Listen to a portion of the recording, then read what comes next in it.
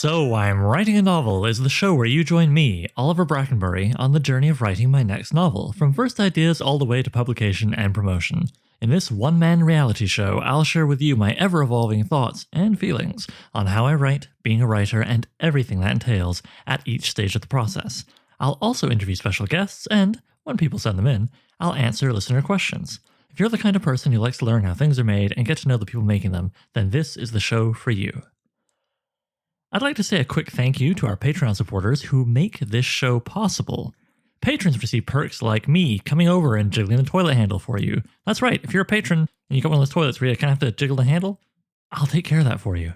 And if you're not a patron already, you can check out all the other perks and exclusive content over at patreon.com/soimwritinganovel. So okay, we have a story outline episode. It's been a minute since I've done one of those, and so I'm going to do a little recap. If you don't feel like hearing the recap, that's cool. Just skip ahead to approximately 3 minutes and 53 seconds. Untitled Sword Sorcery Novel by Oliver Brackenbury. God, I will sort that title out one day. Untitled Sword Sorcery Novel by Oliver Brackenbury takes place across 17 stories, which are divided amongst 4 quarters of the novel. Each quarter kind of riffing more or less on different sections of sword and sorcery history. The first quarter, that is the introduction of Vo, a barbarian woman from a far northern island where weird magic kept her and her people's arch enemies at each other's throats, unable to leave for centuries. And it's in the very first tale where she becomes the first person in all those centuries to undo the magic and find a way off, vowing to go kill the wizard that made it happen, because even though it's been centuries, wizards live a long time. They tend to mess around with this kind of stuff. Magic, I hear it's called, in order to live longer. So yeah, that's what she figures. And off she goes in this first quarter where she's kind of keen to be a hero like the ones that she was raised on stories of. By the end of this first quarter of the novel, Vo has had experiences which have allowed her to kind of actually become a hero, as such, only to discover that being a hero is not so great. It leaves her kind of cynical and deciding, you know what, instead of serving other people, I'm going to serve myself, thank you very much. And she finds her way to a city known as Koltum, where she fast makes a new best friend called Tiravan, a thief, with whom she becomes, partnered, as in business partners and good buddies. And we have a bunch of thieving, swashbuckling kind of adventures taking place mostly in and around the city of Koltum. By the end of this section, a lot of time has passed, literally years. Vo and Tiravan have had all kinds of adventures, and sadly, it has taken them to a place of falling out in a way that really is more about them growing apart, but Vo takes it quite personally and doesn't really listen to a lot of the very reasonable things Tiravan brings up. So Vo storms off into the distance, into the wildlands, as it were, to try her hand at fighting exclusively for herself, never mind friendship, and being all about, kind of being a warlord. Yeah, basically a warlord, bandit leader, whatever you want to call it. And that brings us into this third quarter, which we are going to be beginning talking about in this very episode. I have jokingly described this quarter of the novel as the Vonan stories, because it is here that I am thinking primarily of the great granddaddy of sword and sorcery, Conan the Barbarian, created by Robert E. Howard back in the 1930s. Because he is easily the most well-known sword and sorcery creation. I mean, there was a movie with Arnold Schwarzenegger, for heaven's sakes. 2 of them. The second one wasn't so good. But anyway, because of this, it can be very tempting for me not to bother describing him, really, or introducing him. And yet, here I am about to tell you about several stories, which I wrote with him absolutely in mind. So the heck with it, here's a little something from Wikipedia to get us started. Conan is a Cimmerian. The writings of Robert E. Howard, particularly his essay The Hyborian Age, suggests that his Cimmerians are based on the Celts, or perhaps the historic Cimmerians. Conan was born on a battlefield and is the son of a village blacksmith. Conan matured quickly as a youth, and by age 15 he was already a respected warrior who had participated in the destruction of the Aquilonian fortress of Venarium. After its demise, he was struck by wanderlust and began the adventures chronicled by Howard, encountering skulking monsters, evil wizards, tavern wenches, and beautiful princesses. He roamed throughout the Hyborian Age nations as a thief, outlaw, mercenary, and pirate. As he grew older, he began commanding vast units of warriors and escalating his ambitions. In his 40s, he seized the crown from the tyrannical king of Aquilonia, the most powerful kingdom of the Hyborian Age, having strangled the previous ruler on the steps of his own throne. Conan's adventures often result in him performing heroic feats, though his motivation for doing so is largely to protect his own survival or personal gain.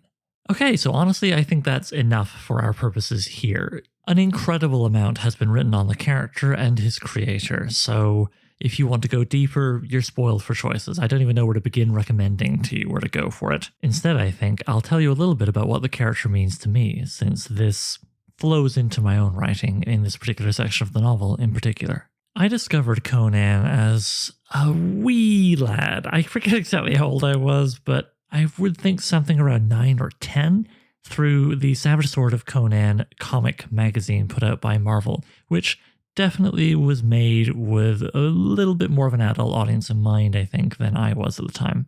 Did my middle school mind drop its metaphorical jaw at the sight of people getting cleaved in half and at women's extremely visible cleavage in various pages? Yes. But even in those pre-internet days, sex and violence were easy enough to find in a variety of other avenues. What I think really made those Conan stories resonate with me was tales of an outsider who was tough, capable, self-assured, traveling across all kinds of wondrous and weird lands on amazing adventures that always seemed a bit more relatable to me in the way that his motivations were personal, as mentioned on Wikipedia there, and how Conan was tough and stood up for himself, but knew fear, especially in the face of particularly ferocious, weird magic, which was difficult for him to understand. I found this a lot more relatable than some of the more invulnerable, heroic with a capital H protagonists I'd encountered in other stories. There was also something of an appealing, logical, quote-unquote, I mean, who knows how logical it really is, order to Conan's tales. You see, even though he was not a capital H hero, as Omar on The Wire likes to say, a man's got to have a code. And it was rarely explicitly stated, but Conan obviously had some strong feelings about being right by others. If someone hadn't actually actively antagonized him in some way and they were kind of bottom of the barrel, as it were, a poorer person in the street, that kind of thing, he wouldn't rough them up and take their money. He wouldn't verbally crap all over them either. Like a lot of sword and sorcery protagonists, and this is one of the many things that makes me like the genre, Conan, generally speaking, punched up, or at least laterally. The villains of his stories tended to be people who were elevated by power unnatural, whether it be the more literal unnatural power of evil sorcerers, or the arguably unnatural power of kings and, wealthy merchants. Add in the wondrous elements of the world he passed through, elements which were scarce enough to remain special by and large, although gosh, there were a lot of giant apes and giant snakes.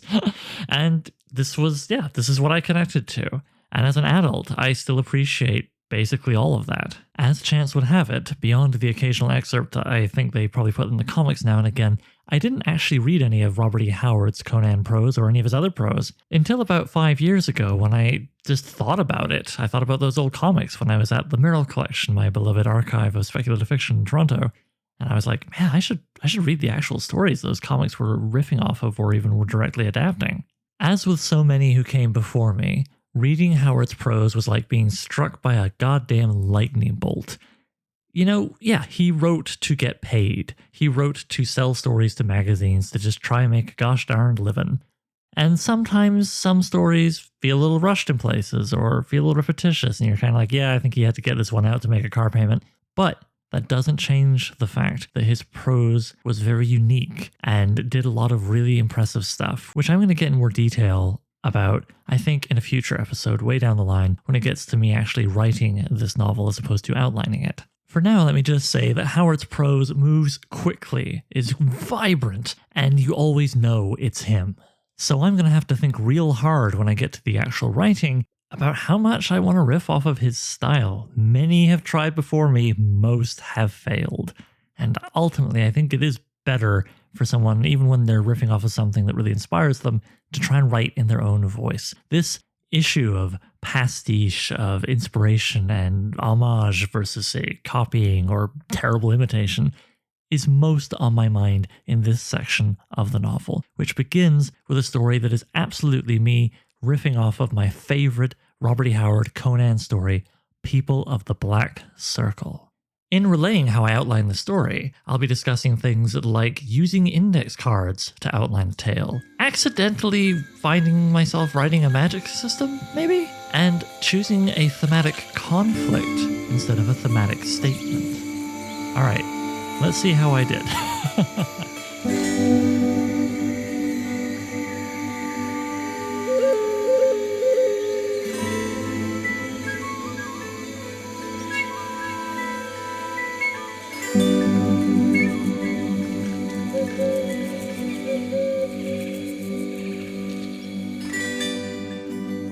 So yes, People of the Black Circle, a novella-length tale that was serialized originally in Weird Tales magazine. If you want to hear me break down in detail why I think it's such a wonderful story, and especially how it's so much better than what feels like a milquetoast pirate-themed copy by Lynn Carter, Conan the Buccaneer, you can check out episode 4 of this very podcast. That milquetoast pirate version of the story I'm inspired by was on my mind actually quite a bit while writing this. In fact, this entire section of the novel, I was thinking much more than in any other one, and even though I haven't outlined the fourth section, I know I will not be thinking about it as much as the fourth section. It had me thinking more than any other section about crappy surface level copying versus inspired drawing upon, thematic ideas and building upon them, good stuff.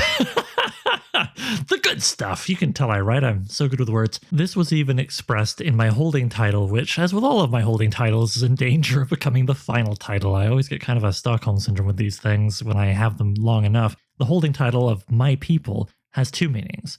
First off, it's my people, ... my people of the Black Circle. And then it is also kind of the main character's jam in this whole thing, which is, Vo sort of saying, my people, because like in the original story where Conan is motivated almost exclusively in the first part of the story by his desire to do right by his bandits he's been leading, his people, so too is Vo going to be motivated primarily, certainly in the start, by trying to do right by her people, her bandits. Knowing that my riffing on People of the Black Circle would involve lifting story elements and archetypes at least, not direct characters, I knew I really needed to make sure that Vo was Vo, even if she was in kind of a Conan mode. And so, the very first page of my work on this, I wrote, Vo won't be a Conan, she'll be herself, in a mode where she distrusts forming close friendships, wants control, wants the party, so to speak, of raiding and looting to never end, relies on her strength and cunning, that's something people often miss about Conan, he's quite clever, is a barbarian drawing upon her growing up in an isolated and barbarous environment, and perhaps feeling fed up with storytelling and philosophizing, yet unable to avoid falling into either sometimes because they're at her core, events of the previous core of the novel having put her off a bit with storytelling. She cannot will herself into being an entity of pure, thoughtless id, even if she's convinced that's what she wants. This is a self-destructive path that takes her on to the gibbet in just 3 stories, though we'll hint at there being more. So yeah, those were my big picture thoughts going into this entire quarter of the novel, really, but in particular People. Then I made a quick little side note here about how one thing I really loved about People of the Black Circle was that it was always thundering forward, forward, forward. There was no going back in that tale at any real point.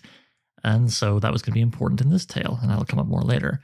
But after that brief aside, my number one thought about this story was length. I knew from the beginning that because I'd be riffing on a novella-length story, I would want this to be a novella-length story.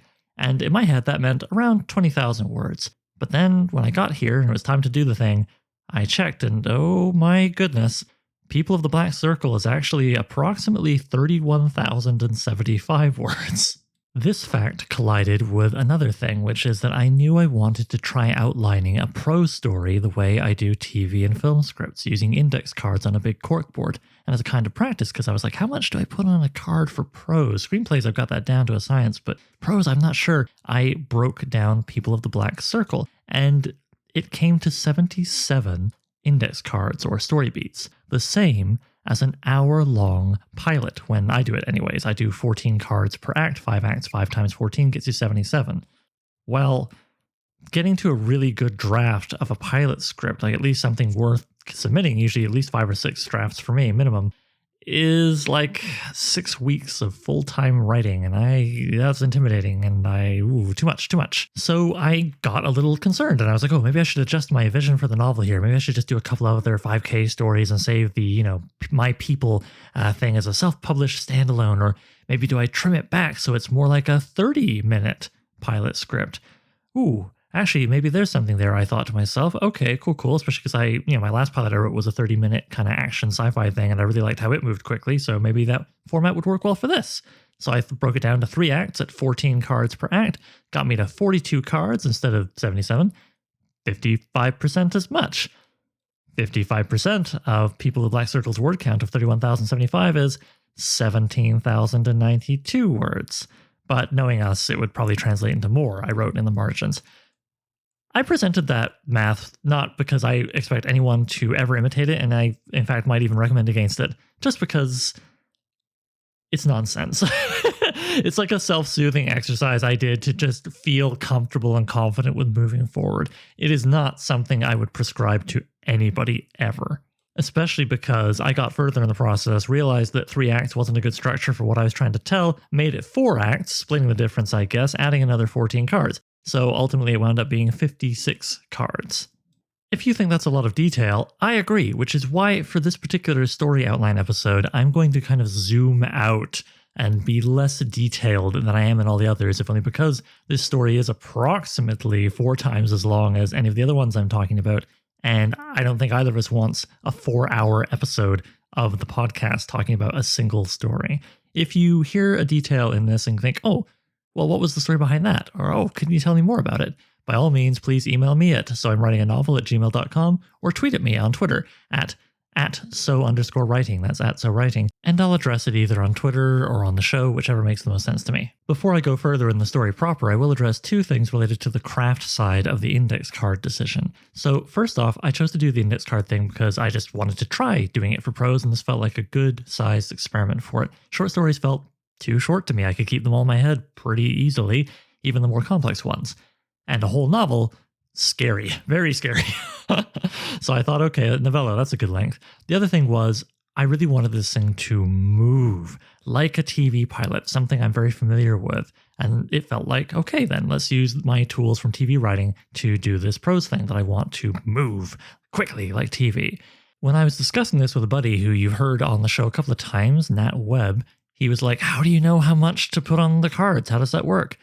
And I thought about that, and I was like, well, partly it's just you learn from practice as kind of a muscle reflex. And as I say, I'm very comfortable with that for television.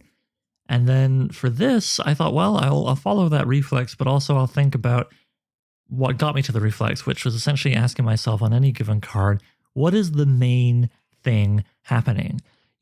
What is the key piece of information that I'm trying to convey to the reader or the viewer when we're talking about TV? Because it can be something really short. It can be something that takes a moment. Bobby shoots Billy, or it can be huge. It can be the collapse of the Roman Empire, or, I write it, the Roman Empire collapses. And in that case, it's probably a montage or something. But still, either way, you have something that can happen in a moment or something that takes years or centuries. And you just say, okay, that's the main thing. And anything that you write underneath that header on the card is information related to that thing or riffing off of that thing. And then if it's something completely unrelated, like say Bobby shoots Billy, and then it's like Janie eats a piece of cake. Well, unless she eats that cake because Bobby just got shot, or because I want to have her eating that cake in the foreground to show that nobody could hear Bobby getting shot. Like if it doesn't relate in any direct way to Bobby getting shot, that's a new card. That's a whole new piece of information. Move on. It does not belong underneath Bobby got shot. And so that's my approach. The other thing here is that I chose to use larger 4x6 index cards because I felt like, well, it's prose. I might have all kinds of notes of description and things that wouldn't be necessary for a screenplay. So, bigger cards, yes. Now, luckily, I have a very big corkboard, but this also made me limited to having 4 acts and no more, unless I wanted to kind of have the 5th act come up on the side in a really awkward way, because the board is only so tall. Sometimes very mundane things inform your creative decisions. The benefits of using index cards were the usual ones from TV and film.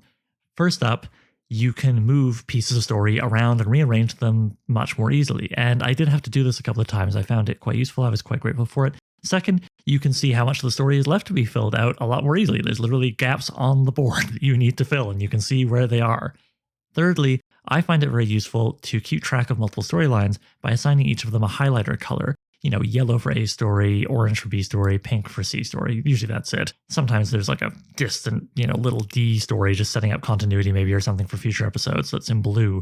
And using those colors also allows me to see how much real estate in the overall story each storyline is getting. Now, that's not something I did for this because that's not how prose stories tend to work, certainly not self-contained novella like this, but I did use those colors to keep track of the various couples. This wound up being a story about 4 couples, fundamentally.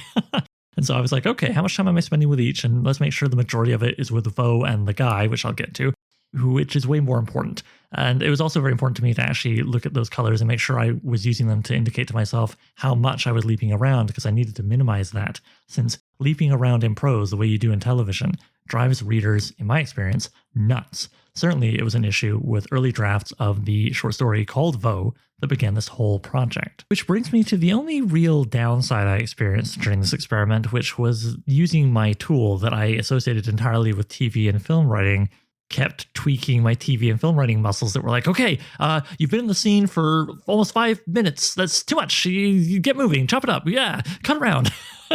Check in with somebody else, somewhere else, see what they're doing. Yeah, people don't like you switching POV and location that often on average. I mean, I'm making a broad statement here in prose.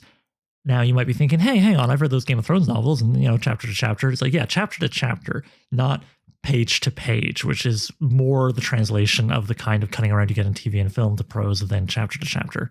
Final thing on index cards, if you would like to see close-ups of some of my index cards as well as shots of the entire board in progress and then eventually when it was done, you can see that on Patreon. Just become a patron. Yeah, that's kind of behind the scenes bonus stuff you get, along with me jiggling the handle in your toilet. Okay, so back to the actual storytelling. After I did all this flim-flam with length and method of outlining, I was like, okay, so what are some big picture things that I just know from my heart? I've been thinking about this quite a bit. So, things like I felt one character's death was very perfunctory and I wanted the love interest, the Devi Yasmina, the princess, to have gotten to do more and played a role in that death.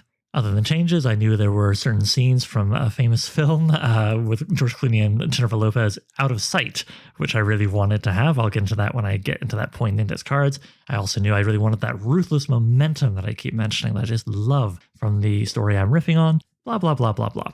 Then I moved on and was like, okay, do I want to play with the same or similar cast of archetypes?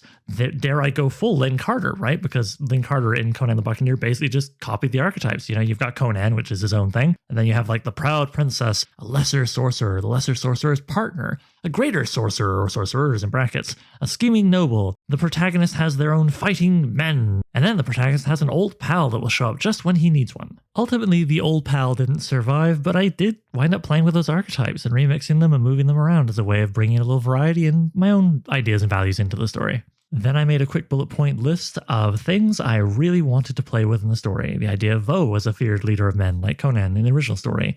The idea of that time out sexy moment from Out of Sight, which again I'll talk about more later. The idea of love being a motivator for some of the villains, as in people, and so on and so forth.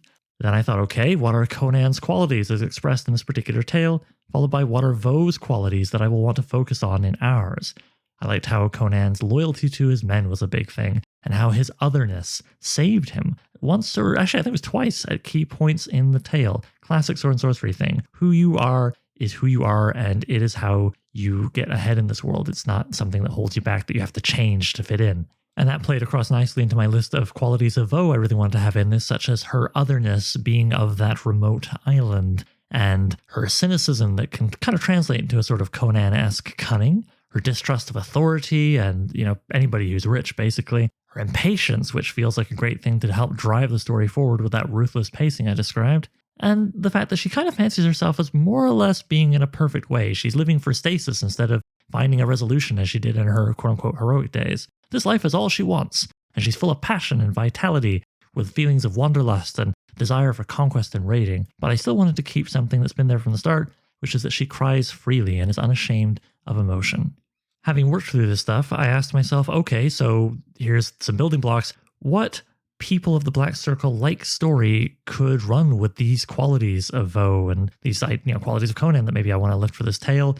Who would be the princess, quote unquote, / love interest that could mirror, invert, oppose, be attracted to Vo? Because for everything else going on in People of the Black Circle that I really loved that made me want to write my own story, it's the, I guess, enemies to lovers is the term people like to throw around, relationship arc for the princess and Conan. One thing I knew for sure was that I wanted my Princess Yasmina to absolutely have a journey, real evolution in the story, more so than I felt the character who was inspiring me got in the original. From here, I made a lot of brainstorming notes, which I'm not going to read through all of them, but they did eventually get me to a place where I was like, okay, I think I need an idea to guide this thing. Now, if you've listened to previous story outline episodes, you probably know what I'm going to say. You're going to think, this is where he talks about a thematic statement, a single sentence basically that makes an argument that the story is arguing and exploring.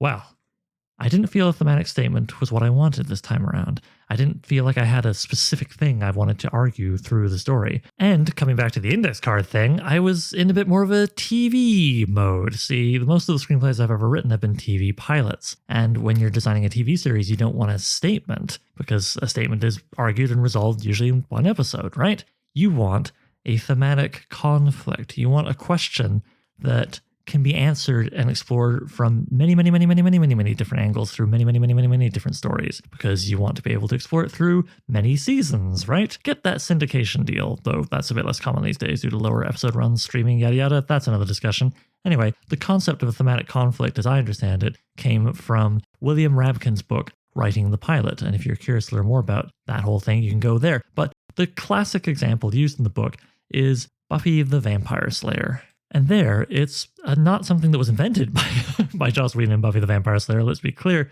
but that was used to drive just a few stories, as anybody who watched the show can tell you. It went on for a while. And it's this conflict that drove, the next 150 some episodes of the show. How do you choose between your deepest personal desire and your obligation to the world?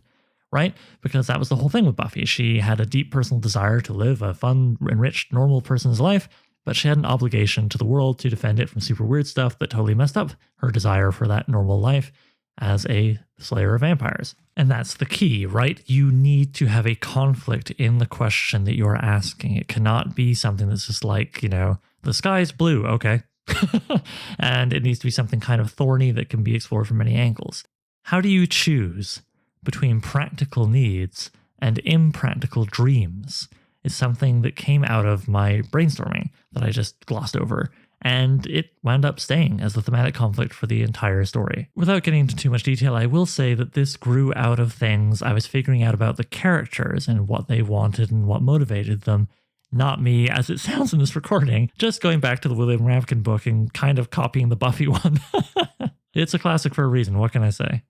And even though I'm only telling the one story with this thematic conflict, my riff on People of the Black Circle, I'm not going to use this to drive a whole book of short stories, let's say. I guess that would be the equivalent of a TV series. And I'm ultimately glad that I went with a conflict over a statement, because even though, I could make a novella-length story be about a statement, there's just so many more characters charging around in this. It feels strange to me to think, oh yes, okay, and then ultimately only one of them will be right, or only one group will be right, thus quote unquote proving my statement. I just felt like, you're going to see some people thrive and some people lose, and ultimately my protagonists are going to come out on top more or less. That's what I wanted in this story.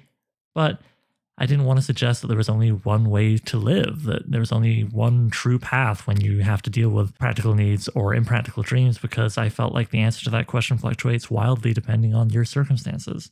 And whether it's a statement or a conflict, you, the writer, really want to believe in what you're saying or asking as being an intriguing question to ask. Otherwise, it'll come through in the writing and you won't be as inspired. So then I went back to loose outlining, did a whole bunch more of that, got to a place where I was like, okay, I think I've got a geography here where I want like a wizard's tower on the far left of the straight line of this story, a battlefield in the middle where before our story began, Vo's bandits got ravaged, a lot of them killed, the rest taken into slavery.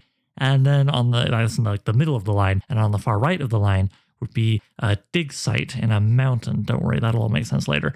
And that kind of gave me an Act 1, 2, and a 3, right? Act 1, the Master's Tower, the Wizard's Tower, whatever. Act 2, the battlefield, Act 3, the dig site, and then eventually when I was like, wait a minute, I think I need 4 acts here, Act 3 and 4 kind of got split along, what's going on at the dig site.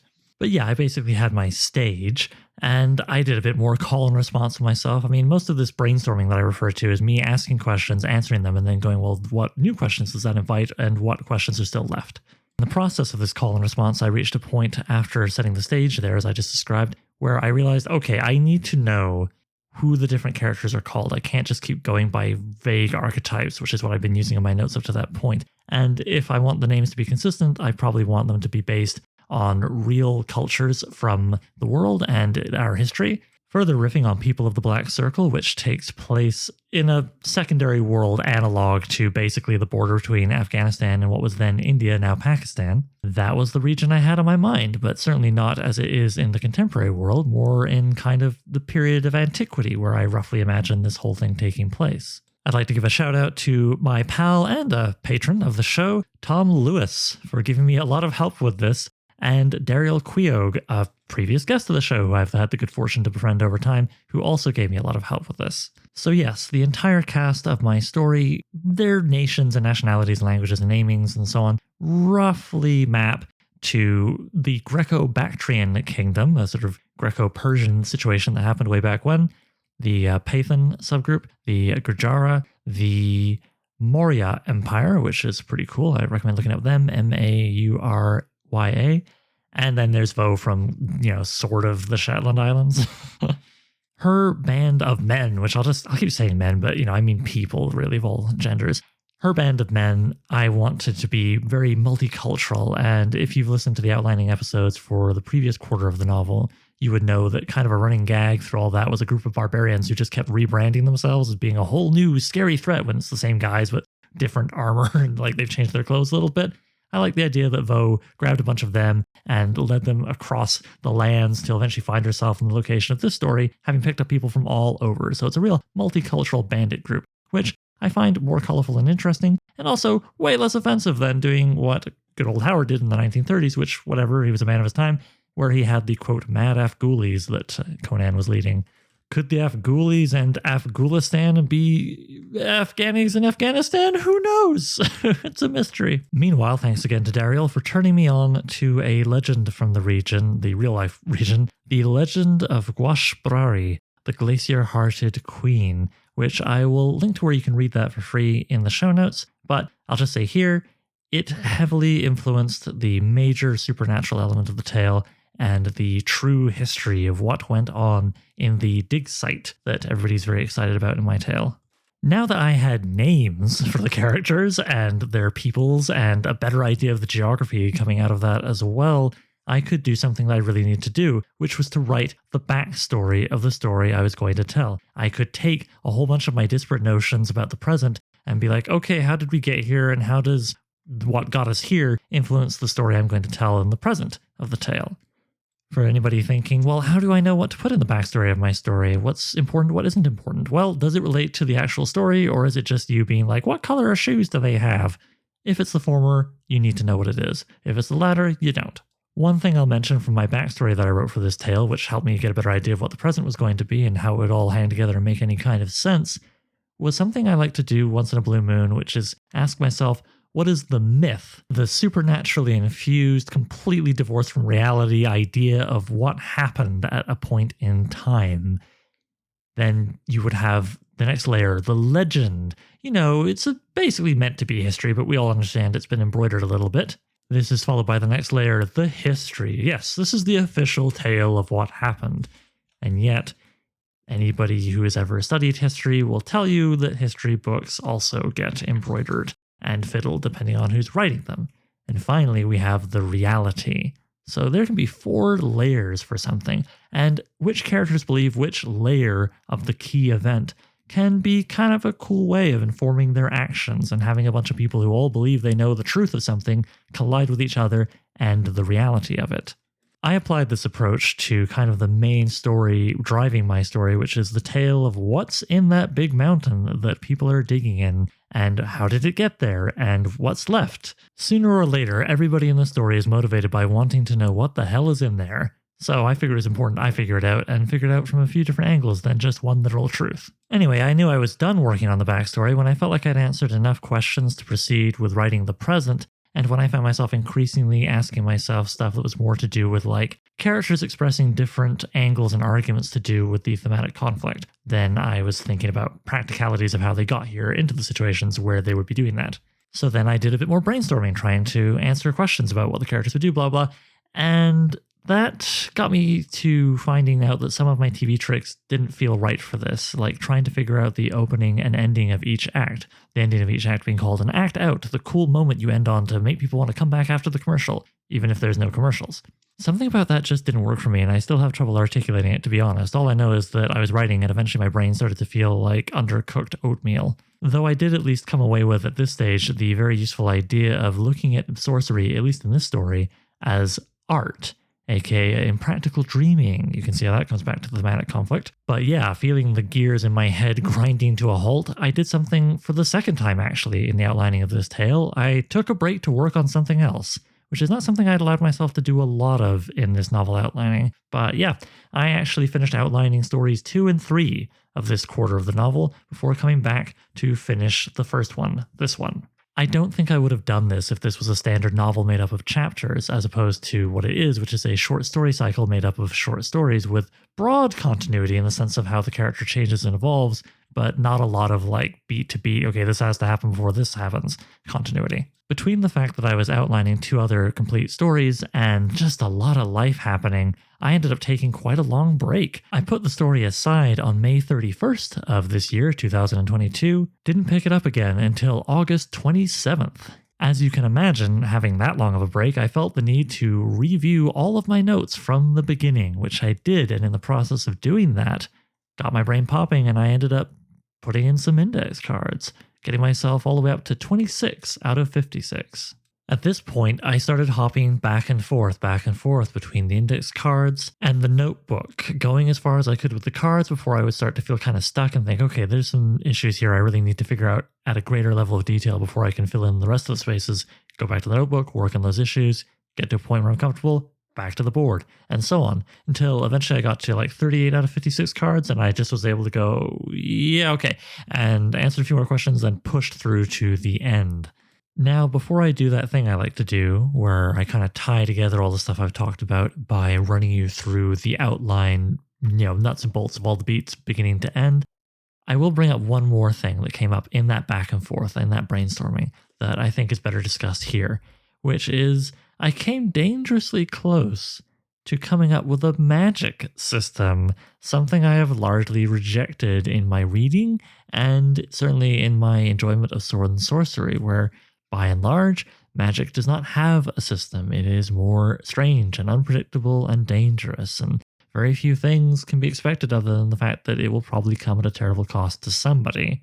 And yet, as I was working through this and figuring out more and more about the characters and how they interact with the theme and each other and blah, blah, blah, blah, I just found something naturally cropped up where it was this idea of the arts, the dark arts, as metaphor for the arts, the impractical dream side of my thematic conflict.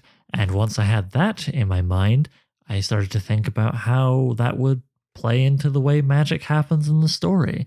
And so with one magician, as you'll hear me outline the detail in a minute, there's the idea of lacking inspiration and having to find a way to work with or without inspiration. Because if you want to produce art regularly, and especially if you need to produce it for, say, a deadline or some other pressing need, you need to find a way to be able to work on it to some degree practically any time, right?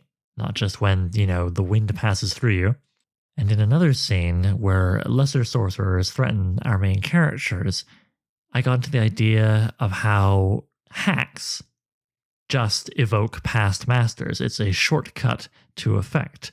Aha, well, the obvious metaphor there with the arts is people who do nothing but bad pastiches and copies of old masters, just like my worst case scenario for what I myself would end up doing with Howard and Conan in these tales, and this tale in particular.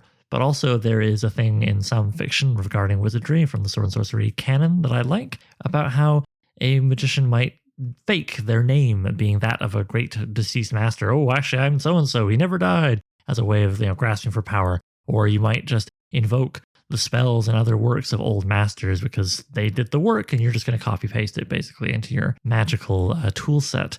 And I liked that idea. And I liked the idea of taking it further than blending it with the artistic thing and being like, well, what if somebody just evokes old masters and they didn't even really understand them? They just got the surface level of them, you know, a shallow interpretation of their arts. And so the effect is less impressive. Yeah, I like that. And is it a magic system, capital MS, or is it just kind of an emotional logic to the thing? And I think it's more the latter.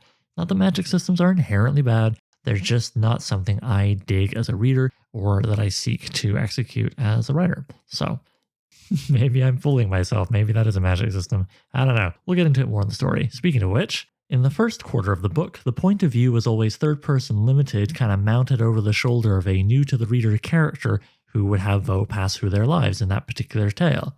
In the second quarter of the book, it was always third person limited, hopping back and forth between Vo and her new best friend, Tiravam. In this third, the Vonan third, in which this tale falls, well, I was looking at Howard's Tales, and it varies from story to story, but certainly in People of the Black Circle, there's kind of an omniscient point of view happening. And so that's more or less what I'm going with here, although I'm still writing it kind of like third person limited, mounted on the shoulders of different characters from scene to scene, and I'm trying not to leap around too much for reasons given. The thematic conflict remains, how do you choose between practical needs and impractical dreams?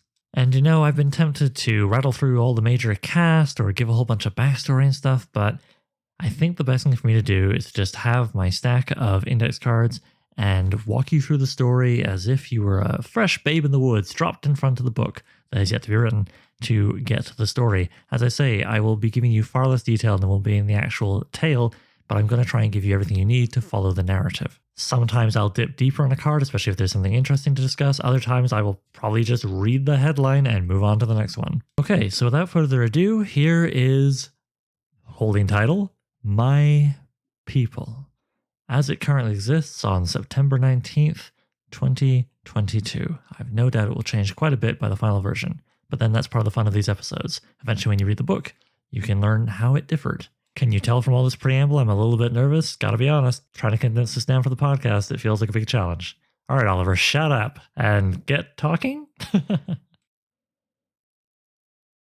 If this were a film, it would open on a black screen. Slowly the contrast would turn up ever so slightly until you could kind of see the faintest outlines of some vaguely human shapes. And as this is a book, I will use prose to, giving away as little as possible, tell of how two people, two lovers, in order for them to survive in some form, one has to give themselves up to the other as a source of food, though not in the way we would expect. But yes, they are trapped in a place, and one has had to consume the other to survive. Card number 2, we are introduced to Prodotus. Satrapus Prodotus, actually. He's a satrap of the, based on the Greco-Bactrian kingdom, which was kind of a Greco-Persian thing that existed for a while. Google it for fun. Basically, it was a leftover when Alexander the Great was dead, but there was still a whole bunch of Greeks that he dragged into Persian lands kicking around. And so I was thinking about both the Greeks and an ancient version of Persian, or Farsi, I should say, I got a Persian friend to help me out, basically come up with something that's close enough for horseshoes and hand grenades and secondary fantasy worlds. Shout out to Misa Zai. Thanks, man. So yes, Prodotus is a satrap or a kind of governor for the Temisia Nesf kingdom. He is of the sort of Greco side of that whole thing. And yeah, he runs the region in which our story is taking place, a kind of borderland with the other big kingdom, which I based on the Maurya Empire, calling them the Yarma Empire. Simple enough. Prodotus runs this border region on his country's side of things, and it is within this region that Vo has been causing all kinds of trouble, much to his consternation, but we'll get to that later. When we meet him, he's in his tent, part of a campsite at the base of this big mountain, and he's giving an engineer grief for surprising him in his tent as he checks on a clump of heavily dyed smokeweed. We don't know what that's about. A quick chat establishes the goal of cracking open the monastery built into the side of this mountain, and the difficulty and challenges, involved around that. Really, really tough, basically. They need more men, they need more animals, they need more tools, the engineer makes it clear. And then Prodotus and the engineer both hear the sound of trumpets and horns and all that kind of stuff approaching. Ah, here they are now, Prodotus says. What? Why didn't you tell me, the engineer says. And then maybe there's a pithy line about not wanting to risk word getting out. The Yarmans are crafty. You never know who they may have turned traitor or unwilling spy. We leave the tent and go on to the next card. Marching into the camp is the grand arrival of the queen, the empress, the ruler, anyway, let's say, of this nation of Temesia Nesf. Her name is Malak-ye-Dorost, which I'm sure I will shorten to MYD at a few points while I'm relaying this to you. Anyway, in come broken chained men first. These are Vaux's men, survivors of the battle that took place a little before our story began. And from Prodotus's point of view, essentially we see, the great queen, Malak-ye-Dorost, on her palanquin, all kinds of soldiers and servants and so on coming in with her. We learn quickly that the other satraps in the kingdom don't really respect her, don't really see her value, but Prodotus does. Next card, the love of Prodotus and Malak-ye-Dorost is established in their, greeting each other, how they greet each other, the kind of conversation they have, a little bit about their love, establishing that each of them has a great respect for the other one's very practical way of looking at life and achieving things. It is also established, he's like, where did you get all these slaves? And she's like, well, funny thing, I ran into that bandit queen who's been causing you all kinds of trouble lately, beat her army to a pulp, captured everybody who lived. Didn't get Vaux, unfortunately, but luckily I had a few of my best killers with me and I sent them after her. There's no way she'll survive. A fun thing in People of the Black Circle is that you don't see Conan for a while, and up until that point where he appears, he gets built up quite a bit. I thought it'd be fun to do that with Vaux, and so here I have Prodotus respond to that thing of the killers being sent after Vaux, saying, a half dozen, you say? We'll need to send more, I suspect. Malak-ye-Dorost has only heard of Vaux until the battle where she trounced Vaux's army because Vaux was not prepared for a full kind of procession, the kind that would be guarding an empress, to just come through her turf where she'd been causing all kinds of problems for Prodotus all this time. But Prodotus has been dealing with Vaux and has a better appraisal of how dangerous she is. From here, we cut one more time to another faraway location. I think this is a little more forgivable since we're setting the stage for the story, but yes, we cut to another location, a chamber, a bed chamber, not a very grand one, within a tall tower. Yes, a wizard's tower, no less.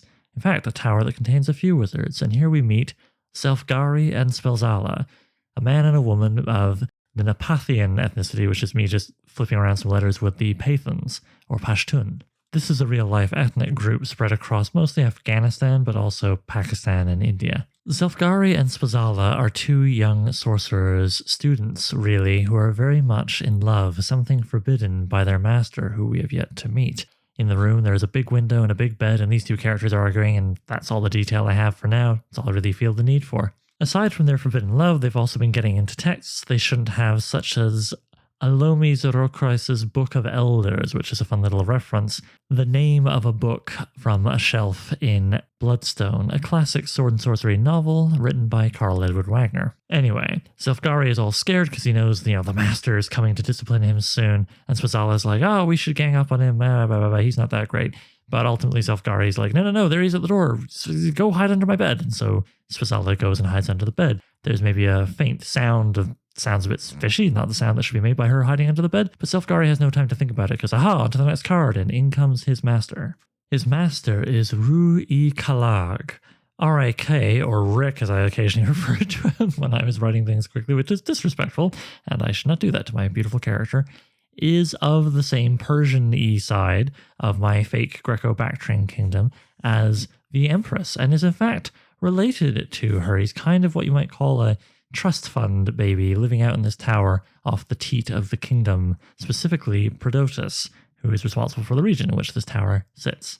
Is this a sly dig at how someone requires financial backing to have the time to really devote their life to art? Maybe. Anyway, he knows everything, and he's not just mad about the book. He's not just mad about Zelfgari and Spazala breaking his no love between students rule. They're his only two students, by the way. We haven't got like a whole academy going on. No, he's mad because he knows that love and Zelfgari listening to Spazala more than listening to him, essentially, that love, has led to selling the secret of the mountain, as they understand it, to Prodotus when Prodotus showed up while Rui Kalag was in a state of astral projection. More about that later. And Prodotus was demanding more in exchange for his financially supporting the Empress's dumb artist brother. Zelfgari, with a bit of encouragement from his lover Spazala, had told Prodotus what they thought was in the mountain, which was enough to seem like payment and lead Prodotus to organize the big work camp attempting an excavation of the monastery in the side of the mountain that we saw earlier. So Rui Kalag is just raking Zelfgari over the coals and promising to do all kinds of terrible things to him with his great power and makes him blubber, Zelfgari's like, no, please, master, please. And at the sound of someone saying master, a woman's voice is heard, and it's not Spazala. Yes, it's Vo, who bursts out from under the bed where she had silenced Spazala and where she had been hiding before anybody was in the room, waiting for an opportunity. Hearing Master, well, that's the opportunity. She leaps out, just bowls over Zelfgari, grabs Rui Kalag faster than he can respond, and hops out the window down the rope that she had left secured for just such an escape. Oh, a kidnapping, but why, and where are we off to next? Well, these are the four couples, right? We've got the people who are trapped in a space at the beginning, and one of them kind of ate the other one in a weird way, okay? We've got the very epitome of logic, of practical need in Prodotus and Malachiodorus. We have the very impractical lovers of Zelfgai and Spazala, and we have perhaps a couple in the form of the very practical, hardy Vo and the very impractical, essentially, trust fund magician master, Rui Kalag. Where is that going to go? On to the next card. Oh, and I will say, Vo kidnaps Rui Kalag was actually its own card, pardon me, so on to the next card. And I want to mention one fun thing here that I have a note to put in wherever it makes sense. In a lot of classic pulpy tales, you get scene transitions where some woman faints or some guy gets hit on the back of the head with a club or any number of other things. And Devi Yasmina, the princess in People of the Black Circle, does a lot of that kind of fainting, passing out stuff for scene transitions, which is a shame because she seems overall a pretty cool, competent character, but that trope of the time is wedged in there. I thought it would be kind of fun to flip things and have the fella, Rui Kalag, suffer from essentially narcolepsy, which is activated by stress. And so when he's kidnapped, whoop, he goes asleep. But he's convinced his students and others this is actually him astrally projecting, so don't mess with his body because he's in touch with incredibly powerful magic when he's doing that. And with all that stage setting done, I can now move a little quicker through the cards. So, final card in this scene, Spazala crawls out from under the bed and convinces Zelfgari now is the chance for them to take control of their lives and love each other freely and take all of the power in the old books and other things in the tower that their master has been denying them, free and easy access to. All they have to do is use some of that junk to kill their currently vulnerable master, while he's kidnapped by Vo, and maybe kill Vo while they're at it, earning the favor of the local satrap who they depend upon. That being Prodotus, of course. I might end that scene in a cute note about how, if only we could do the astral projection thing, if only he taught that to us, we could immediately figure out where he is. Ha ha ha, he's actually narcoleptic. But a fun way of transitioning to what they would see if they could astrally project to go see what's going on, we then cut to Vo, kicking and prodding Rui Kalag, explaining her feelings about sorcery is vaguely analogous to how people who don't quote-unquote get art complain about artists. You don't want to live in the real world. Then perhaps we get a little bit of exposition regarding her situation. The header for this card is, what fine currency you are, because she has kidnapped him with the intention of trading him to his sister, the Empress, to get her men back out of slavery. Now, because Vo is very cunning and doesn't really fear or respect wizards, she had found out this relationship, which is not exactly public knowledge. Not everybody knows this, not even his students. And so here she is, taking advantage of something that she had kept in her back pocket for just such an occasion. Continuing to traverse this hilly desert land between the tower and the mountain, they eventually arrive at the battlefield, the geographical midpoint of the story. This is where Malachiodorus and her army, on her way to meet with Prodotus at the mountain, bumped into Vo and her bandits, essentially, and just creamed them. There's all kinds of fresh corpses, and it's basically a wedding feast buffet for the unholy matrimony of death and despair, as I amuse myself writing on this card. At first, it seems as if some of the soldiers are coming back to life. Is this the supernatural weird thing that the two students have sent to kill them both? After hanging on this just long enough to mislead the reader, hopefully, it will be revealed that these are the killers that have been sent to deal with Vo. And, they set a clever ambush amongst the dead bodies.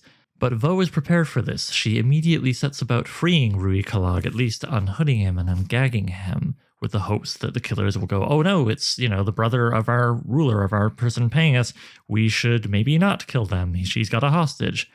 But then this is where we discover that she is ashamed of her brother and actually makes a point of downplaying and not even mentioning at all whenever she can get away with it, the connection. So these killers don't know who he is, and they don't believe what Vo says when she says who he is.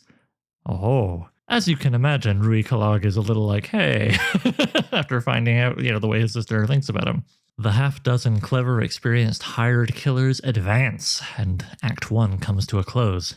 Act 2 opens with what we thought was happening earlier with the mercenaries rising from the dead, quote-unquote. Zelfgai and Spazala's summoned horrors, presumably brought about using terrible things they found at the tower in the absence of their master, sent to kill said master, and Vo, why not, arrive. I had a lot of thoughts about what this was going to be, and ultimately I thought, well, if magic is art in this, and the students don't know much and are prone to taking shortcuts, why not have something typically quote-unquote Lovecraftian show up? There's a whole mass of tentacles and things. I got a bunch of broad ideas for this, but the idea behind the idea is that, okay, this big tentacled horror thing shows up, and it's like a lazy pastiche of Lovecraft, Robert Howard's contemporary, who did all kinds of weird, horrible things that would sometimes show up in Conan stories, right? And a lot of people have a very surface interpretation of his work as just being a whole bunch of weird tentacle things. That's Lovecraft. That's what Lovecraftian is, without getting into the deeper ideas behind his work, the themes and notions he was exploring, and, the whole sanity blasting aspect of his tales, the whole idea of trying to come up with something really strange, like a color from outer space that can't be properly identified by the human eye, and it drains the landscape. So basically a surface interpretation of a Lovecraftian horror shows up. This forces Rui Kalag and Vo to fight back to back, with him deciding, I'll deal with the big weird magical thingy, that's more my speed, while she deals with the 6 armed killers. So card number 2, Vo fights the killers. I have a bunch of notes on that card on how to make that fight interesting, in particular making the most use of the location where the fight is happening, the battlefield with all the dead bodies, weapons, armor, etc. laying about. Card number 3, we have RIK versus the horrors, and this illustrates the whole thing that I've been talking about, where lesser magicians just kind of riff on old stuff and have very shallow interpretations of it rather than creating their own whole new stuff.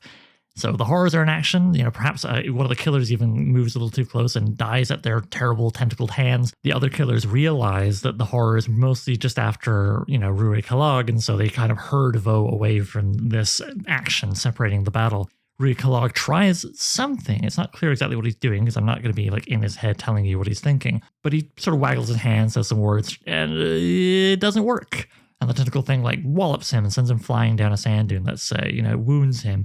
And maybe wounds him weirdly. It's something a little more interesting than just blunt impact trauma. That's for future Oliver to figure out, though. Frustrated, he runs. And maybe even his narcolepsy takes him for a moment. Falling down another slope, let's say, is the only thing preventing him from immediately being killed by the big horrible creature that dutifully chases after him. As the creature gets close again, he awakens with kind of an of course moment, and he figures out what to do. He kind of waggles his fingers, says the words, whatever, and undoes the horrors. I have a bunch of notes specifically for how this works, but it basically amounts to him changing the world slightly so that they can no longer exist in it. Back at the tower, perhaps we see Spazala cursing, we'll have to try something else, but I don't know, I wrote that on the card, I don't think I need it. You see what I meant about TV habits creeping into a prose story. Anyway, next card, by the time that's resolved, Vo has fought the killers and figured out how to beat them all without getting murdered herself. And so yeah, the next card is Vo and RIK, Rui Kalag have triumphed. Maybe I even tease a brief moment of attraction between the pair of them before they remember what the situation was before the fight happened, at which point Vo has to recapture him. I see this being fairly quick because she is so much more physically capable than him, and to her surprise, he is not able to just waggle his fingers and turn her into a crab or blow her up her head or whatever the heck a magician might do in the situation. As she's binding him up again, he can't help but notice that she is pretty upset and asks, like, why are you upset? We won. And she explains the context that I provided you earlier of this battlefield and her failure, and these are her men. Geez, she's upset. She wants to do something about it. This is her big motivation. To take the heat off herself, she then is like, well, hey, what's with you? I heard you waggling your fingers at the big creature there, and you were just kind of naming wizards I've heard about in legends. You just invoke past masters. And so then he relates a little bit of exposition that I've already told you about the whole thing of art and the arts, as he calls it, and invoking past masters, yada, yada, yada. He also explains why it took him 2 tries, because on his first attempt, he was trying to manipulate a version of the creature that would have been made by someone like him who really understood the old master's work and really put a lot of depth into the creature and what it could do. And then when that didn't work, he was like, oh, wait a minute, I need to realign what I'm trying to do here with a very shallow exploration of it, more akin to the one of my students would have had, which, oh dear, and this is the sign that they have turned on me. He also makes it clear to Vo that it takes a bit of time to really prepare something that will have a more significant effect, which would be why he has kept her talking chatty, so that he could gather his mental reserves to try and psychically dominate her. Rui Kalog tries to psychically dominate Vo is the next card. In short, there is a scene in People of the Black Circle where the big evil wizard tries to break the will of the Devi Yasmina, the proud princess, essentially trying to break her sense of pride and ego and so forth by psychically hurling her through God knows how many centuries of the history of woman and woman's struggle through all of humanity's history. I thought a psychic connection is a pretty deep thing. So what if in my story, the magician, Rui Kalog, connects with the warrior, or the Conan figure in this, and trying to dominate them and break their pride and break their ego and so on and so forth, but finds them really impressed by the mind they're connecting with, really intrigued by the personal history they end up peeking into, and sort of fast-forwarding the feelings of attraction that were flickering earlier into a full-on romantic attachment. Sorcery in Sword and Sorcery is unpredictable, man. You might get results you weren't planning on, like falling in love. This throws him out of what he's trying to do and allows Vo to snap out of it pretty quickly, which leads to her being understandably pretty mad since he forcibly invaded her mind to try. He didn't plan on this going this way, but he was trying to kill her, dominate her, make her a zombie, who knows, right? And so I liked her responding by being like, oh, you tried to strip down who I am? I'll strip you down with your big stupid wizard robes and your friggin' thing you wear around your neck and all this other junk that makes you look like a wizard, you big poser. And so she starts just stripping him down to basically his loincloth to take away his dignity the way he tried to do with her just a moment ago, psychically. And as she does this, and certainly when she's done and sort of puffing and puffing and standing back and looking at him and just furious, but also kind of feeling some of the weird feelings of connection that he was having by the end of the psychic thing as well, she notices that he's actually quite lithe and muscular. This guy goes up and down his wizard tower stairs a lot every single day, and it shows. So yeah, is this cool what she just did to him? No. Is this cool what he just did to her? No. Is this meant to be a healthy relationship that I think readers should feel I'm endorsing and encouraging them to have in this regard? No.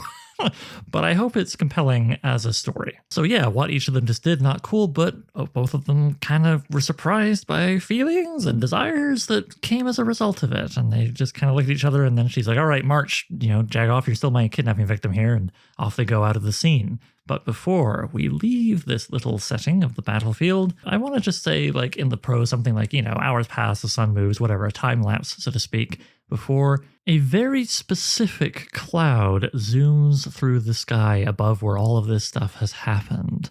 Yes, this cloud is frosty crimson in color, veined with sparkling gold. It rotates and whirls as it contracts into the distance. Yes, Zelfgai and Spazala are flying across, chasing their quarry in a pretty much direct quote copy, whatever you want to call it, of something from People of the Black Circle, which some demonic wizardy types floated around in that story. Will I have to change this later? Quite possibly, but for now, I just want to put it in here as a precise copy of the story I'm riffing off of, which is underlining and highlighting the fact that the two younger wizards who are in love are not great at what they do yet, maybe they never will be, and so they are ripping something off. Though, to be clear, it's more like, they're ripping off an old master they read about in a text, not that Robert E. Howard exists in this universe and they read one of his stories. We move on. New cards. Vo and Rui Kalog arrive at the edge of the set of mountains in which the mountain is. They're close enough that they can see, and if somebody shouts loud enough, hear the many, many soldiers and so on and so forth that are all gathered around the work camp at the base of the mountain, including Vo's men who have been enslaved to help with digging into the side of the thing where the old monastery is. But it has been a long day. Vo has lost a battle, fled one way, kidnapped a guy, fled another way, had to fight a bunch of people, been psychically dominated kind of, and then it turned into a whole other weird thing, and then traveled even further. She needs rest. So they'll take shelter in a cave, perhaps, something like that within this mountain range, and have some time to kill before crashing for the night. Gotta cook some supplies, yada yada. This is where, if I'm going to do it, I'm going to bring in the idea that Vo distrusts storytelling as a result of stuff that's happened in earlier stories in the book, but I won't get into all that continuity here. And yet, they gotta pass the time, and neither of them sings. So Rui Kalag is like, all right, look, how about I tell you what's up with the mountain, because you don't actually seem to have any idea, which is very strange. You're just focused on rescuing your men. This is where that myth that Dariel Queog turned me on to comes into play, as well as the layers of myth, legend, history, and reality. Yes, the myth, the legend of Guashbari, the glacier-hearted queen.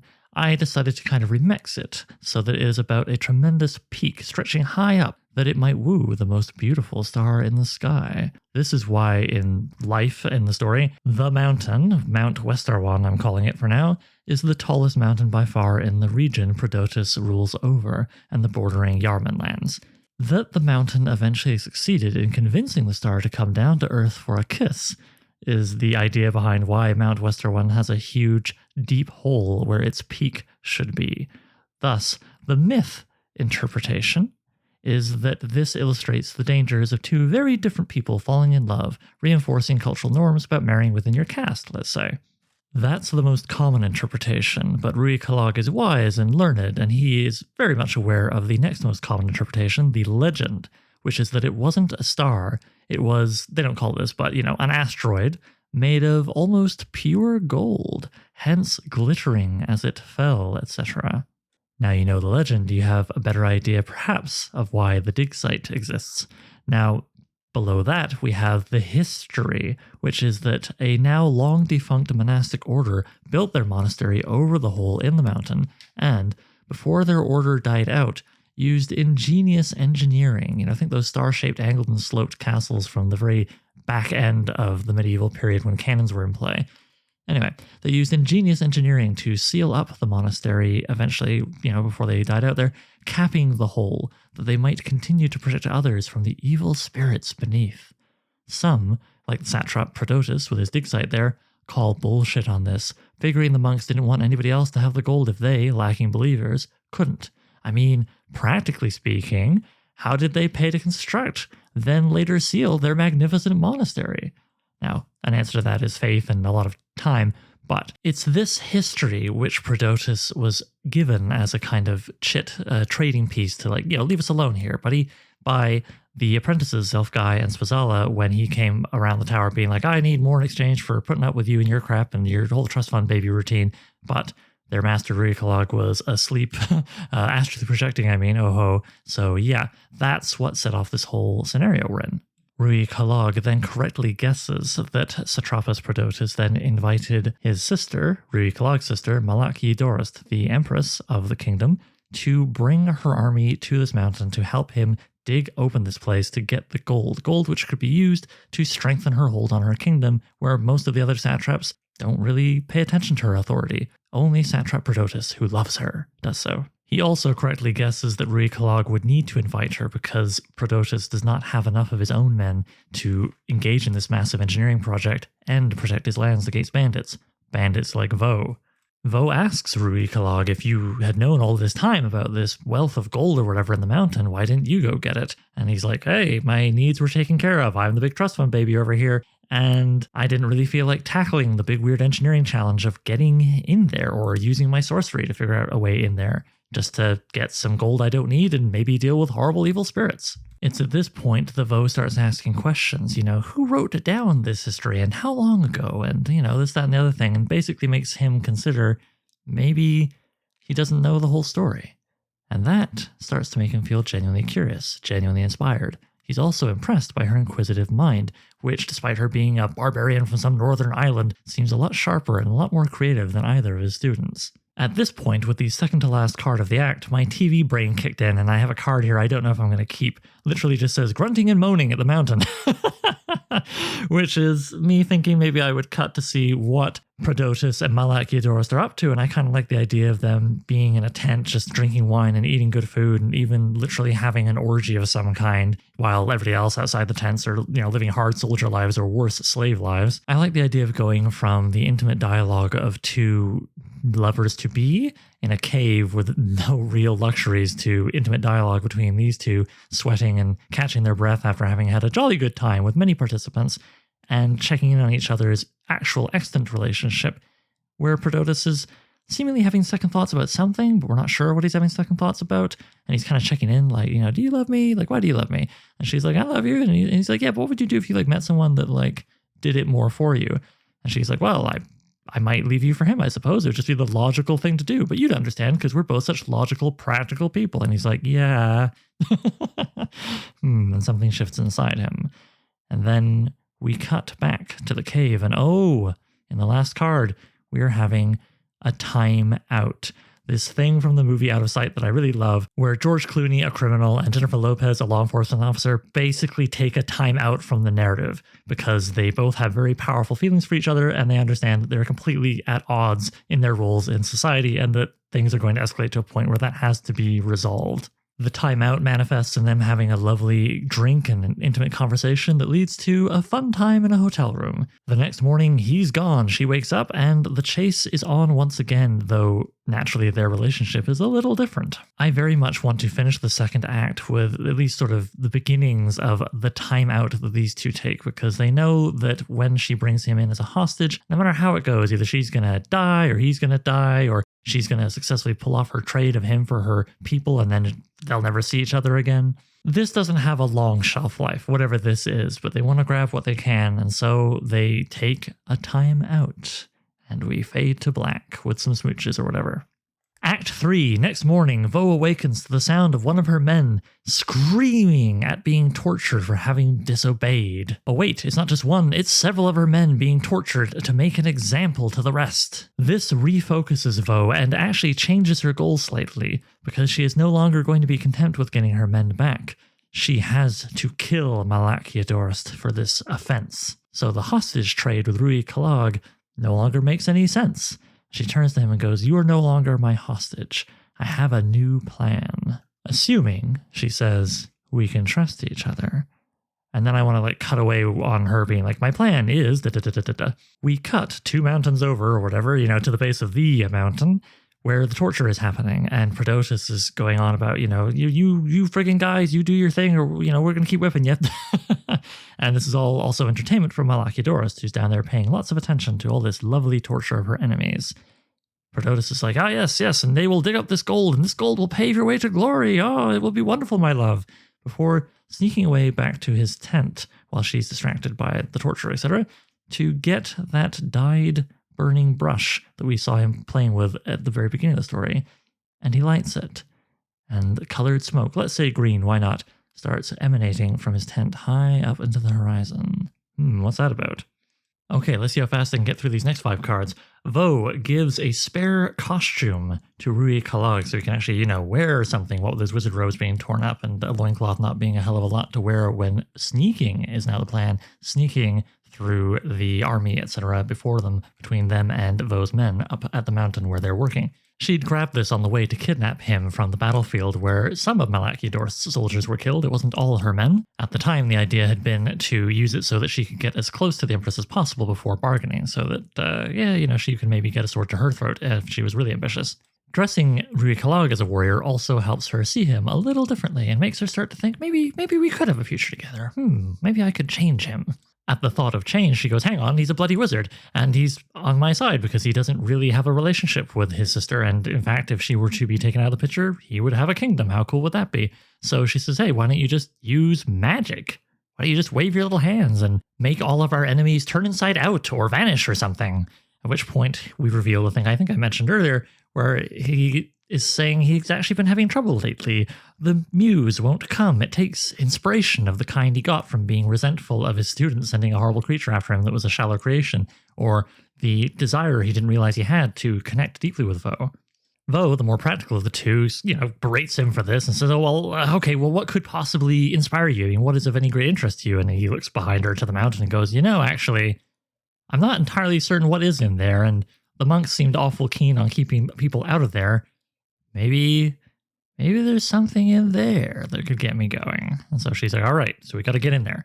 So sneak, get up near the mountain, up by the monastery, which the men are having trouble getting into because it's such a fortification and had been sealed so thoroughly, so many feet thick, deep with bricks and whatnot by the monks. Being careful about how she does it with a whisper here and a whisper there, she reveals to her men, oh, hey, I'm back. I'm here to save you. And they're like, you abandoned us. Her men feel betrayed. And then she's like, well, I left to get the wizard and I was going to ransom him. And they're like, oh, okay, awesome. And oh, here he is. Okay, you've got him. Let's ransom him. And then she's like, well, the plan has changed. And her men can sense the connection that is formed between her and Rui Kalog. Oh boy, they feel mega betrayed now. So there's all kinds of trouble. And Vo is all of a sudden beset by enemies on all sides except for Rui Kalog, who is like, maybe we get into the monastery. But how do they get in? It's still very much sealed. Well, magic. You see, all it took was a little inspiration, kind of like the one that comes when you know you're going to die if you don't do something about it. And to me, this is kind of like when someone has to make a deadline and they can only really work on it in the last night before it's due. How exactly they unlock the monastery and kind of slide through, leaving it sealed to keep everybody else out, is frankly a blank spot. I have a bunch of notes, but they're too messy to get into here. I'll figure it out in the future. Trust me, future Oliver, don't worry, buddy. Once inside, they realize the monastery was sealed up entirely. Like there's a courtyard and you can actually wander around in it like a little village before entering the mountain proper. As they begin exploring, Vo and Rui Kalog chat a bit about what just happened as they go through the old monastery grounds, looking for the Star of Gold or wherever the heck they're expecting to find. As they are doing so, Rui Kalog is like, why do you want to be loyal to those jerks? They just turned on you. And she's like, I don't care. They may no longer be loyal to me. I am still loyal to them. Okay, the last 5 cards of Act 3. I want Zelfgari and Spazala to appear. They show up in their miserable, weird, horrible cloud thing that is a total cheap ripoff. Maybe that's how they get through the monastery. I haven't decided. Who cares? Point is, they show up inside the enclosed monastery grounds. And there's a brief confrontation, and Zelfgari's all proud because he has this like Magneto helmet type thing, let's say, something along those lines to keep his master out of his mind. And so he's like, aha, you will not psychically dominate me, which is a whole move I know you have, and the reader knows you have too. Ha ha ha ha ha. And then Vo kills both of them because they're impractical and they're focused entirely on the arts and their fear of their master. They didn't wear a humble male shirt, which would have protected them from Vo's dagger. Rui Kalog is like, well, they were the worst students anyways. Takes the little Magneto helmet or whatever it's going to be, precisely a diadem, something he can wear on his head, hang around his neck, whatever. It's a powerful magical artifact for protecting your mind. And he's like, it's mine anyway, taking my stuff back. And they go deeper still into the mountainside. As they do, they hear a tremendous roar as if thousands of people are all of a sudden getting really agitated about something outside the enclosure, outside the mountain. Well, nothing much they can do about that. Onward, inward they go. What they're hearing is Prodotus having betrayed his love. Yes, the colored smoke that he burnt was a signal to a nearby hidden contingent of the army of the bordering kingdom, the Yarma Empire, which he has decided to sell his love out to. The gold in the mountain will allow him to hire mercenaries and become the new border guy for them instead of her, potentially even taking over her entire kingdom. Haha! And he sees this as the practical thing to do, since being in a position of power largely dependent on love, a love which he has confirmed the night before could always shift, isn't very secure. Better it be based in blood and money. Much more reliable. Back inside the enclosed monastery, deeper still as we get into the mountain proper, into where the star originally hit the mountain. Well, they enter a mysterious cave of metal, which is lined in places with gold, little veins of gold, very precise, almost machine-milled veins of gold. And then, aha, they encounter a large, strange, bipedal creature, an alien. Bum, bum, bum, bum. End of Act 3. Yep, Tower of the Elephant is getting up in here. If you don't know that story, don't worry, but that's a fun reference for those who do. We begin Act 4, and I can see I already want to rearrange some cards. My first card here is the Yormans ride in. Like, we actually see the army of the opposing kingdom riding in to unite with the villainous Prodotus to betray his lover, the ruler of the kingdom. But I'm thinking the betrayal, the third last card of Act 3, really should go here, followed by the army riding in, and just combine it into one moment, and let the alien reveal still be the big finale of the third act. Well, there you go. You just got to hear me reconsider and edit something live, in quotation marks. This is a recording, obviously. But yes, the reveal of the fourth couple. You see, trapped within this mountain were a couple of, let's say, 12-foot tall, vaguely humanoid aliens. Their design I can finesse later. To me, the thing is remembering something I read as a kid that's never left me, which was an Entertainment Comics, good old EC Comics, Tales from the Crypt, that kind of thing, story about a vampire and a ghoul who looked perfectly human, but whatever, he ate human flesh to survive. We're both very handsome people who don't know that the other one is a monster, and they're trying to keep that a secret. Anyway, they're married and happily in love, and they go up to a winter chalet high up in the mountains on vacation, but oh no, they get snowed in, avalanched in, actually, as I recall, and they go to incredible lengths to survive without eating their beloved. The vampire just looks more and more wan as she drinks her own blood, which has diminishing returns, and the ghoul keeps trying to be like, yeah, I just hurt my leg. I definitely didn't chew big chunks out of it. Ha ha ha, don't look at the bandages too closely. As I recall, the story ended with them finally being found, but they had both died from consuming themselves, essentially. The ending isn't really relevant to what I'm doing here. What I remembered as just being so compelling was two people so in love, both secretly monsters, consuming themselves rather than hurting the one they love. Now, whether or not they landed here in a very classic spaceship of the kind we'd all expect, or something a bit more baroque and magicking your way through space, which is probably where I'm going to go with in the end, this weird alien couple who I've decided are going to be both a kind of psychic vampire, they drain the life energy from people, they feed off of that. They know what each of them are, there's none of that secret angle here, but yeah, they crashed into this mountain and were very quickly worshipped by a local order, the monks I mentioned. The monks decided to protect these gods of theirs who can't get home because of the damage to their ship or whatever the heck it is that got them here exactly. That's the thin veins of gold, by the way, that we're getting mined. That's the gold. Whether it's high-tech gold wiring as part of a sci-fi thingy-doodler that's a bit more what you might imagine when I say there's aliens, or part of golden idols and glyphs and things used to magically get them through space. Anyway, these aliens fed off of the devotion of the monks as they healed from their terrible injuries from the crash. And eventually we're like, this is a good setup. And so we have the truth behind the myth, legend, and history. Presumably, after one too many overfeeding incidents, the remaining monks were like, what are we doing? And sealed up the aliens before fleeing off into the countryside to make new lives for themselves, leaving behind this whole situation for my story to center around in the present day. Speaking of the present, so yes, Vo and Rui Kalag have stumbled across the surviving alien, which responds immediately with aggression in its defense and sort of assaults Rui Kalag with its psychic vampirism. Does he not immediately die because of his magic power or because of the magical object that Rui Kalag has picked off of his dead student, be it helmet, diadem, whatever? I'm going to leave that wide open. I think just because of all the kind of media we're all familiar with, that will be inferred. What I want to make explicit is that this vampirism includes going into the mind of the other person, sort of, making a communion that ultimately kills them. And so Rui Kalag gets a peek into the bizarre alien mind, into something beyond anything any other human could ever provide him. This will come back later. So, Rui Kalag is like on his knees screaming or just looking in a weird trance, whatever. He's out of it. Things are tense. And Vo is like, I could try and hit the alien on the head with my goddamn, Warhammer or whatever she has at hand. But she looks around at the situation and realizes, like, A, trying to fight something that huge with crazy mind powers is probably a bad idea, even for someone like her. B, oh hey, there's a semi-decomposed corpse of something that looks just like this big fella who's threatening us.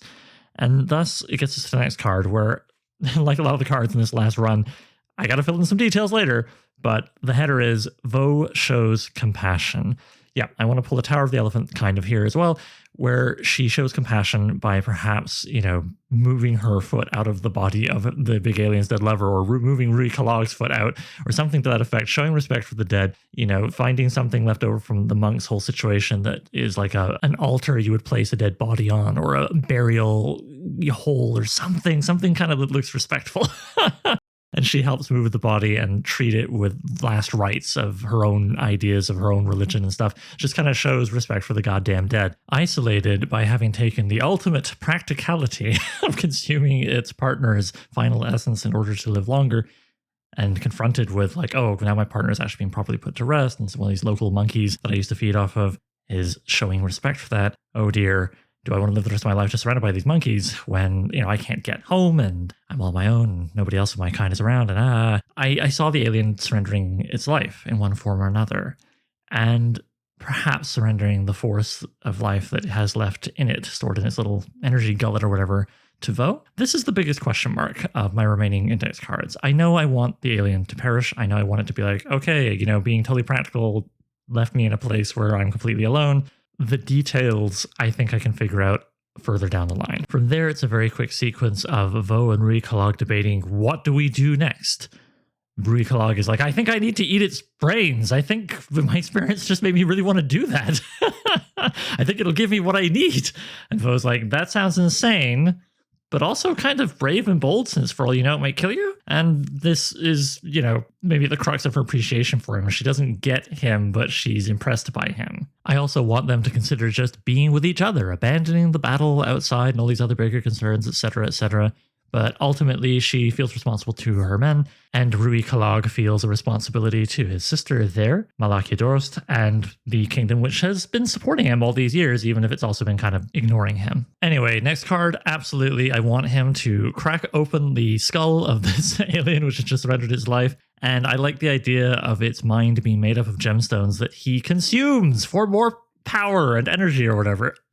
For those who aren't familiar, there's a trope name that gets thrown around online sometimes, rule of cool, where it's just like, don't think too hard about it. This thing that's happening is just very cool, and that's why we're doing it. I try not to indulge in it too often because you can wind up having a story where if anybody thinks about it for 2 seconds, it doesn't make any goddamn sense. But this is one of those moments where it just makes enough sense and, fits with the character and what they're trying to do enough.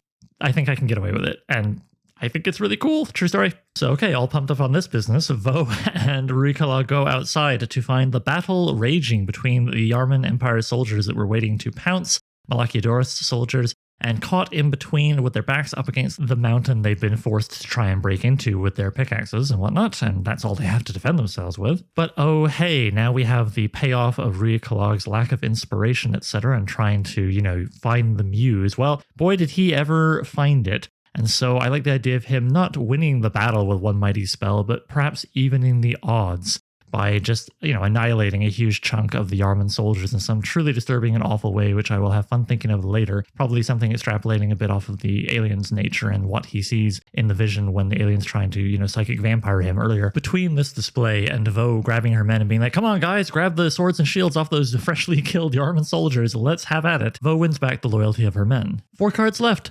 Seeing that Malakya has been betrayed and slayed by Satrapas Prodotus, she is all like, you deny me my vengeance, goddammit, and rushes over to fight with him. A little side note here on that card, I like the idea that her hammer was lost in the battle just before all this happened, where, her men were captured, etc., and has been held as a trophy by Prodotus, who maybe tries to wield it against her. Thus, we get a satisfying moment of her taking it back as she slays his ass. Rui Kalog, meanwhile, finds his sister's body and, due to the huge magic display that he just gave off here, is recognized by his sister's army as who he is. The new ruler of the kingdom. Soon enough, the Yarmans are driven off with their tails between their legs. The battle is won.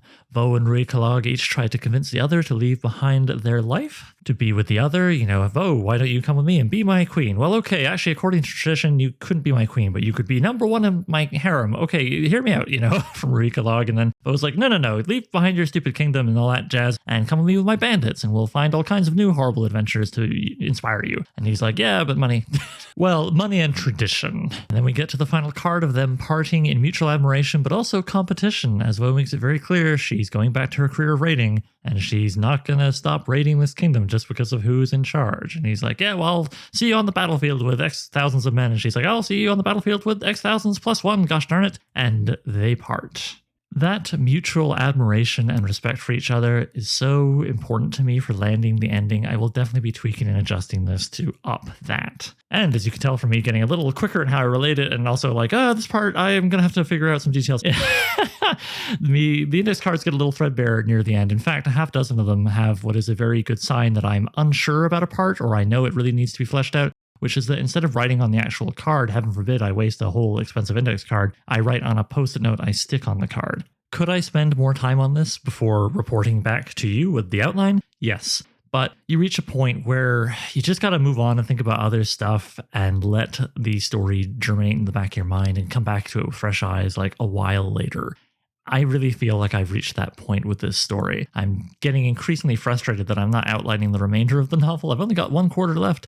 I'm very excited to look at those stories, and I think that would make me do a rush job of quote-unquote fleshing out these parts that maybe were done a little more quickly. A luxury of writing a short story cycle with my extremely low to no continuity between tale situation going on is I can get away with this. I think if this was like a big chapter or a chunk of chapters telling one big story within the overall narrative of a, chapters 1 through 50, whatever, classic novel style tale, I would have to stick on this chapter till it was done. Otherwise, the continuity could get screwed up 6 ways from Sunday. But I don't have to, so awesome. Why not take advantage of the system I've set in front of myself? Do I regret putting such a big story in this outlining process of mine? I don't think so. No, I couldn't have predicted a lot of the life stuff that made this drag out, so I can't be all mad about, the length of the tale being the issue. And it would feel strange not to riff off of my all-time favorite Conan story in my novel where I'm trying to build upon and riff off of the sword and sorcery genre. I guess we'll see how I feel when I'm writing the first draft. Okay, next week you will get to hear Vo loses it. I would say not the lowest point in the novel for Vo, but how she gets there. And then following that is that lowest point, the gibbet, the story rounding out this 3-tale quarter of the novel. So I'm Writing a Novel features original intro and outro music by Gloria Guns, and it's hosted by yours truly, Oliver Brackenbury. If you'd like to submit a question, then please email it to soimwritinganovel@gmail.com. You can also holler at the show on Twitter. Look for @so_writing, that's @sowriting. Please consider sharing the show with anybody who might like it, or checking out any of the other ways you can support the show by heading to soimwritinganovel.com/support the show, which has things like links to our Patreon, Coffee, and PayPal. Thanks for hanging out with me, and I'll see you soon.